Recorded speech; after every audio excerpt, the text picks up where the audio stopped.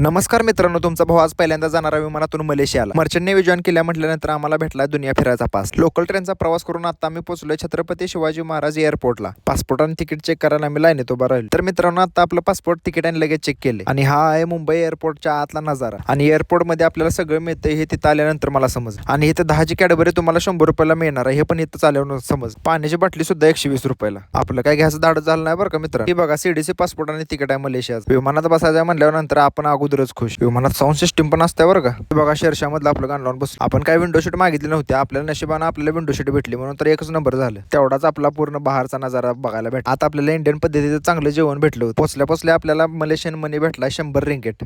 मग काय विषय लेस खोल झाला राव. खुश होऊन लागलो आम्ही मलेशियाचे एअरपोर्ट फिरा, कारण आमच्या शिपवर जायला आम्हाला अजून एक फ्लाईट पकडायची होती. मलेशियात आलोय तर आम्हाला वेगळं काय बघायला भेटलं, तर वेगळं बघायला भेटलं की माणसं आणि भाषा त्यांची. बाकी तुम्हाला व्हिडिओच्या माध्यमातून काही एवढं बघायला भेटणार. पोहोचतोवर मित्रांनो रात्र झाली होती. प्रवास करून पाक आमचा जीव वैतागला होता. कधी गाडी येते आणि कधी आम्ही शिपवर जातोय असं झालं होतं पाक.